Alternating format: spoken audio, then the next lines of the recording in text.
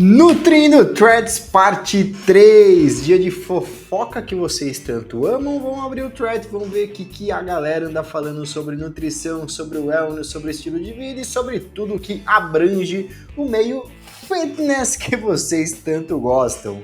Antes de mais nada, cidadão, por gentileza, like nesse vídeo, inscreva-se no nosso canal, ative o sininho para não perder nenhuma notificação, porque tem bastante conteúdo como esse chegando por aí. E vamos dar uma olhadinha juntos. E a galera tá falando por aqui sobre nutrição, hein? Nutrical já dá uma primeira disparada aqui. Gente, olha só, se teu nutricionista está te prescrevendo, vendendo ou aplicando Tratutida, eu sinto muito, mas ele não é um bom profissional e tampouco uma boa pessoa. Na realidade ele é mau caráter, né? Porque ele definitivamente não respeita o código de ética que era pra ele respeitar. Nada do que você disser vai mudar isso, pô. Nossa, mas tem gente que pensa diferente. Vamos ver os comentários, isso aqui não é possível. Não, pelo menos aqui nos comentários do canal não tem ninguém concordando com essa bizarrice, né? Então segue o jogo, vamos pra próxima. Chefe Cos Mohamed, é isso mesmo. Voltaram do colégio, encontraram a comida pronta, comer e automaticamente cair em uma soneca de 4 horas. Éramos tão felizes, não sabíamos. Pô, Mohamed, que gatilho, cara. Hoje eu preciso acordar às 5 horas da manhã para conseguir estudar e desmentir que arroz e feijão é ração do governo. Você acredita? Professor Alexandre Zamboni, o efeito Dunning-Kruger é real. Quanto menos sabemos sobre um assunto, mais confiantes somos. Tem humildade epistêmica. Se a solução para um problema complexo, economia, pandemia, parece óbvia para você, provavelmente você não entendeu o problema. Pô, Alexandre, eu concordo muito contigo e você, se ainda não conhece o Dunning-Kruger, prazer, irei te apresentar. Olha só, o efeito Dunning-Kruger parte da hipótese de que quando você tem pouco ou nenhum conhecimento sobre um determinado assunto, a sua confiança é de fato 0%. Então, se alguém pergunta para você sobre física quântica e você não entende nada sobre física quântica, você naturalmente não tem nenhuma confiança para abordar aquele tema. Só que daí aparece um belíssimo cidadão na tua rede social falando sobre como a física quântica é aplicável na sua vida se você pensar que é só querer, e você acaba aumentando substancialmente a sua confiança no saber daquele assunto. Você acredita que você domina aquela área, mesmo que você só tenha ouvido um belo de um charlatão. A partir do momento em que você começa a conversar com alguns experts físicos e ver mais profundamente o que é aquele tema, por exemplo, a física quântica, você começa a perceber que você não sabia absolutamente nada e a tua confiança volta a decair para muito próximo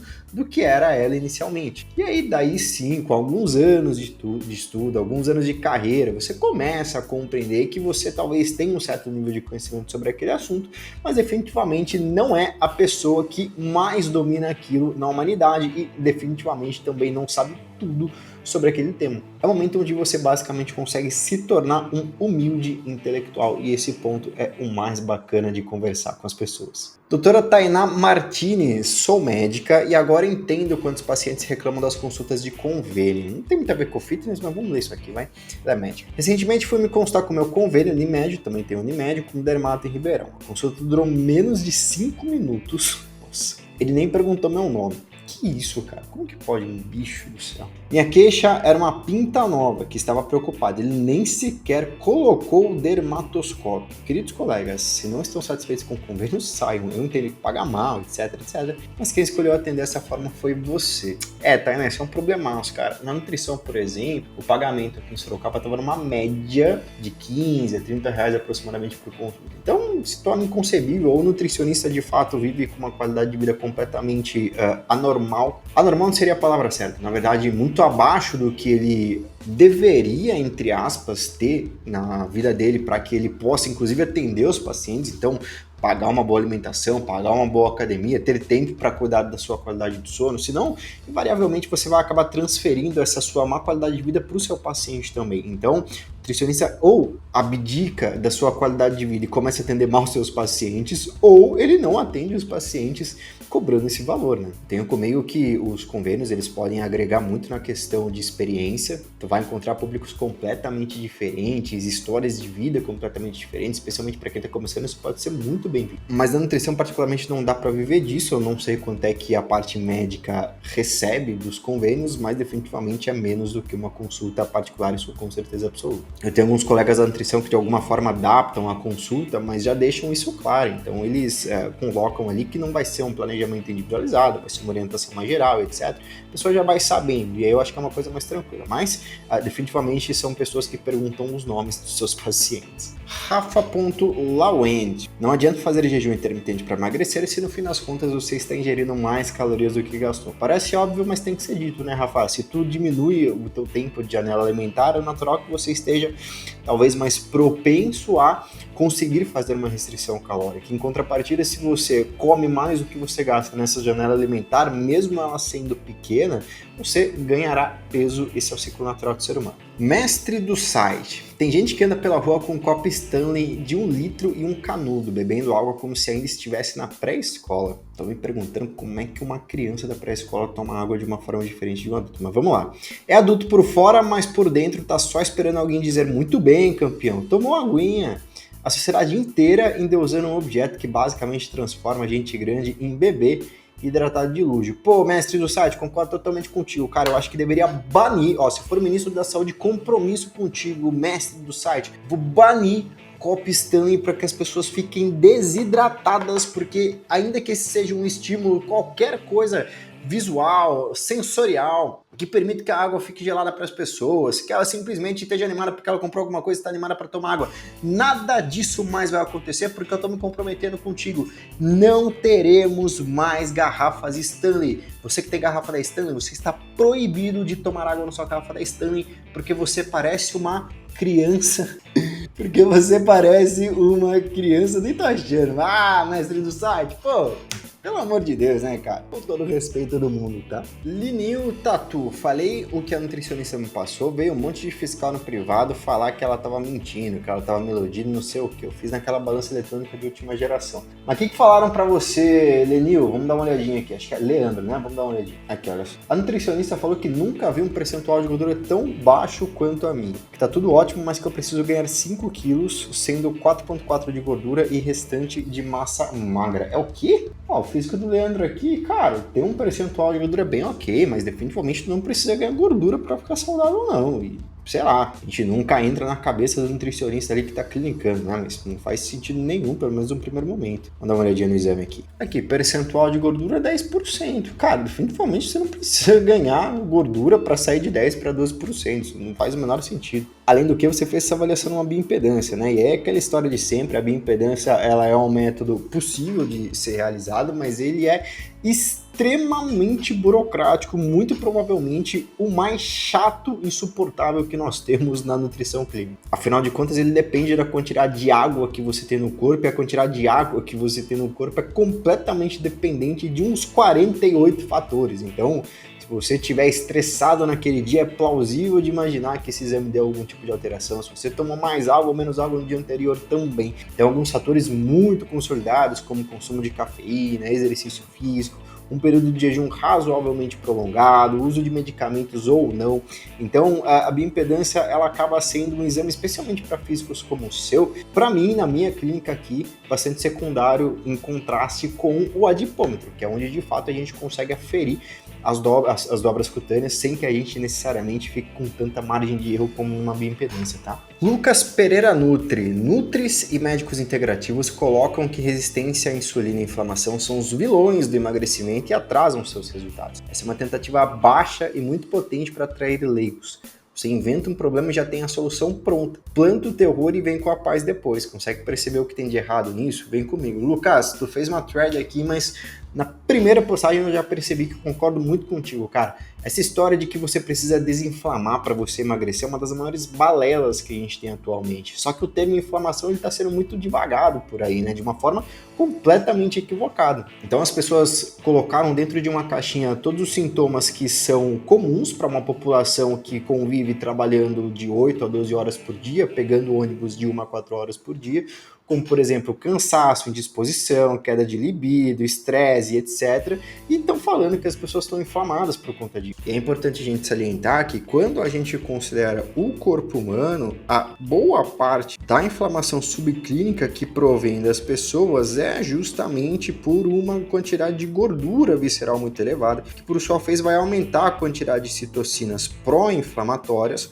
como, por exemplo, a interleucina 6, TNF-alfa e outras coisas que vão acabar levando à inflamação. Então, a partir do momento em que você consegue começar a fazer uma dieta boa, começar a fazer exercício físico, começar a cuidar do seu sono, você naturalmente vai começar a reduzir essa quantidade de gordura, e reduzida essa quantidade de gordura aqui, você vai reduzir também essas citocinas pró-inflamatórias, que por sua vez vai reduzir o seu nível de inflamação. Resistência à insulina nada, redução de inflamação no caso. Então perceba, a ordem correta é você começar a fazer dieta para você reduzir a inflamação, e não reduzir a inflamação para começar a dieta porque tu não está emagrecendo. Isso absolutamente não existe. Continuemos. Putz, eu fui descer e eu acho que eu encontrei o post do Nutri, hein? Olha só.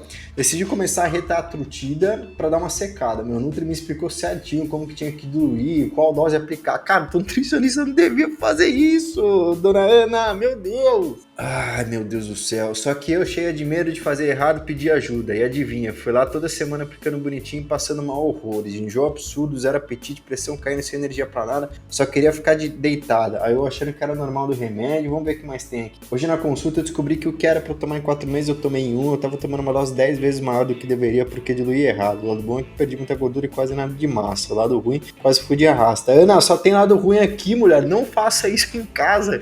E não faça isso com nutricionista, pelo amor de Deus. Ana, você pode pensar até, não, mas o nutricionista não passou a dose certa, só que eu que acabei fazendo a dosagem errada na minha casa. Ana, o nutricionista pode ter passado a dose certa de uma maneira errada para você, porque ele não é médico, ele não sabe fazer esse tipo de prescrição, ele não sabe quanta atenção ele precisa dar para fazer esse tipo de orientação. Ele foi ensinado a lidar com alimentos, com prescrições alimentares, não prescrições medicamentosas. Cara, isso aqui tá errado em tantos níveis, bicho. Meu Deus. Tata F02, acho que estou com intolerância à lactose. Era só o que me faltava. No auge dos meus quase 30, adquiri mais uma doencinha de brinde. Já aconteceu aí com alguém de um dia pro outro ficar intolerante ou alérgico a algum alimento? Socorro. Putz, Tata, isso é mais comum do que tu imagina, mulher. Vou te mostrar. Olha só, nós temos dados de que a nossa produção enzimática de lactase, que é a enzima que quebra esse produto pra gente, acaba diminuindo conforme os nossos anos de vida vão passando. Então, a partir aqui dos 30, por exemplo, você já tem uma chance muito mais razoável de ter intolerância à lactose do que quando, por exemplo, tinha 15 anos, tá? Então, é uma coisa que, infelizmente, uma boa parcela das pessoas vai acabar desenvolvendo naturalmente. E pra gente fechar, o Poisonette Apfel, um nome bastante exótico. Vamos ler o que ele falou aqui. Eu sinceramente desejo que quem faz uso de Mounjaro para emagrecer tome muito no fu. Mounjaro é um dos remédios que deveriam fazer a pessoa assinar um termo de risco ao usar para emagrecimento. Porque a pessoa vai lá, compra um medicamento extremamente caro, fica cheio de problemas porque ele força um emagrecimento nada natural, onde não se perde apenas gordura, mas também massa muscular, entre outros vários danos, e depois quer passar na rede do SUS por conta das diversas complicações. Não existem desculpas para usar Mounjaro. Poisonette Apfel, eu poucas vezes li tanta coisa errada de forma linear constante quanto no seu post, cara. Deus do céu, vamos lá, Poisonette. Primeiro, eu não entendi porque tu colocou remédio entre aspas, tá? De fato é uma medicação. Segundo lugar, compra um medicamento extremamente caro. Cara, isso daqui é do bolso da pessoa. Não vai doer no meu, não vai doer no seu, vai doer no bolso da pessoa. Então, sinceramente, aqui me pareceu um rage bait aqui de alguém que pode comprar o medicamento. Força um emagrecimento nada natural, Poisonette. Sabia que pode acontecer justamente o contrário, cara? Sabia que existe um processo na pessoa obesa que chama resistência à leptina, e essa resistência à leptina é um processo onde a pessoa, em tese, deveria ter um sistema de fome e saciedade muito bem consolidado, muito bem estabelecido, onde a leptina permite com que a pessoa tenha níveis de saciedade normais, comuns para um ser humano. Só que depois de um certo peso, de um certo percentual de gordura, esse sistema quebra, porque a leptina é produzida pelo nosso tecido adiposo, pela nossa célula de gordura.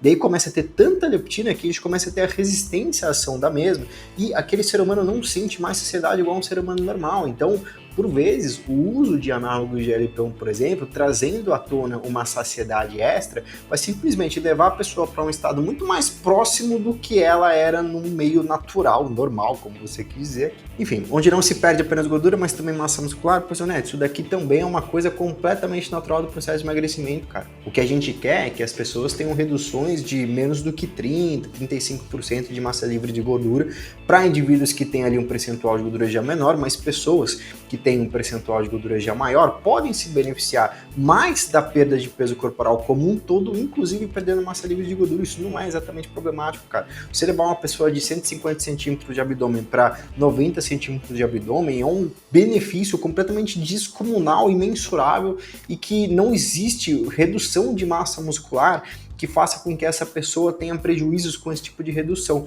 Claro que eu não estou considerando uma bizarrice da pessoa perder 90% de peso de massa muscular, porque isso não vai acontecer, até porque as orientações são justamente que a pessoa faça seus treinamentos físicos, consuma na medida do possível uma boa quantidade de proteínas no planejamento alimentar. Então, perder massa muscular no processo é um processo natural. Se você chega num consultório de um nutricionista e perde massa muscular no processo de emagrecimento sem caneta, é a coisa mais normal do mundo. Só existe uma certa porcentagem que a gente gostaria que isso acontecesse, mas perder músculo é normal, tá? Entre outros vários anos depois que era passado na rede do SUS por conta das diversas complicações. Cara, que complicações? Você tá fazendo a conta errada. A gente tem um gasto completamente absurdo no SUS por conta de problemas relacionados à obesidade, então diabetes, hipertensão, problemas relacionados a perfil lipídico, doenças cardiovasculares. A gente tem um puta gasto com isso. E aí, quando a gente consegue solucionar o problema da obesidade, por exemplo, com o auxílio das canetas, isso vai permitir que a gente economize uma baita grana, cara. Então tu tá problematizando uma coisa que não deveria ser problematizada, pelo contrário, deveria ser incentivada. Tu precisa torcer para que a gente consiga baratear essas drogas análogas de LP1, por exemplo, com a queda das patentes e situações semelhantes, para que o nosso governo consiga colocar isso no sistema único de saúde e permita com que as pessoas percam peso, para que a gente pare de gastar esse dinheiro com pessoas que têm problemas relacionados à obesidade e possa investir em saúde, educação, segurança, enfim, outras áreas, ou simplesmente fazer a boa e velha corrupção que o brasileiro tanto ama e está acostumado, não? Eu vou me despedindo por hoje com essa acidez extra, mas eu espero que se você tenha gostado desse vídeo, por gentileza, deixa o like aqui embaixo, fortaleça o nosso trabalho também se inscrevendo no nosso canal e ative o sininho para não perder nenhuma notificação, tem muito conteúdo bom chegando por aí. Tamo junto, até breve, fui!